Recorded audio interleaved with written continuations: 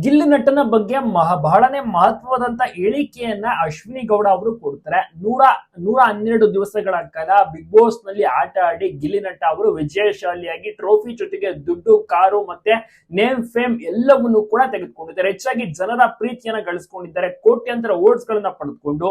So ಹೀಗಾಗಿ ಅಶ್ವಿನಿ ಗೌಡ ಅವರ ಹತ್ರ ಗಿಲ್ಲಿ ಬಗ್ಗೆ ಹೇಳಿ ಅಂತ ಕೇಳಿದಂತ ಟೈಮ್ಲಿ ಗಿಲ್ಲಿ ಕಷ್ಟಪಟ್ಟಿದ್ದಾನೆ, ಆತ ಬೆಳೆದು ಬಂದಂತ ಆದಿ ಇದೆಯಲ್ಲ ತುಂಬಾನೇ ಕಷ್ಟಕರವಾಗಿತ್ತು. ನಾನು ಅವನ ಅಕ್ಕನ ಸ್ಥಾನದಲ್ಲಿ ನಿಂತು ಯಾವಾಗ್ಲೂ ಕೂಡ ಅವನಿಗೆ ವಿಶ್ವಾಸನ ತಿಳಿಸ್ತೇನೆ. ನಾನು ಅವರಿಗಿಂತ ತುಂಬಾನೇ ದೊಡ್ಡವರು ಆದ್ರೂ ಕೂಡ ನಾನು ಅವ್ರಿಗೆ ಒಳ್ಳೇದನ್ನೇ ಬಯಸೋದು. ಕಷ್ಟಪಟ್ಟಿದ್ದಾನೆ, ಚೆನ್ನಾಗಿ ಆಟ ಆಡಿದ್ದಾನೆ, ಮುಂದೆ ಒಳ್ಳೊಳ್ಳೆ ಸಿನಿಮಾಗಳನ್ನ ಮಾಡ್ಲಿ, ಇದೇ ತರ ಯಾವಾಗ್ಲೂ ಖುಷಿಯಾಗಿ ನಗ್ನಗ್ತಾ ಇರ್ಲಿ. ಕಾಲೆಳೆಯುವುದೆಲ್ಲವೂ ಕೂಡ ಸರ್ವೇ ಸಾಮಾನ್ಯ, ಯಂಗ್ಸ್ಟರ್ ಅಲ್ಲ, ಯಂಗ್ ಬ್ಲಡ್ ಅಲ್ವಾ, ಅದೆಲ್ಲವೂ ಕೂಡ ಇದ್ದೇ ಇರುತ್ತೆ. ಎಲ್ಲರ ಹತ್ರನೂ ಕೂಡ ಒಳ್ಳೆ ಗುಣಗಳು ಗಿಲ್ಲಿ ಹತ್ರ ಇದೆ.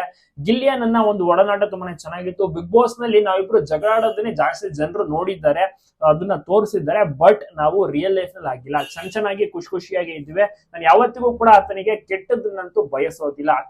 ಅಕ್ಕನ ಸ್ಥಾನದಲ್ಲಿ ನಿಂತು ಆತನಿಗೆ ಒಳ್ಳೆ ಬುದ್ಧಿಗಳನ್ನ ಹೇಳಿ, ಒಳ್ಳೆ ವಿಚಾರಗಳನ್ನ ಆತನ ತಲೆಗೆ ತುಂಬಿ ಆತನಿಗೆ ಒಳ್ಳೇದಾಗ್ಲಿ ಅಂತ ನಾನು ಬಯಸುವಂತದ್ದು ಅಂತ ಗಿಲ್ಲಿ ನಟನ ಬಗ್ಗೆ ಬಹಳನೇ ತುಂಬಾ ಚೆನ್ನಾಗಿ ಒಳ್ಳೆಯ ಮಾತುಗಳನ್ನ, ಒಳ್ಳೆಯ ಮೋಟಿವೇಶನ್ ಗಳನ್ನ ಗಿಲ್ಲಿಗೆ ತಿಳಿಸಿದ್ದಾರೆ.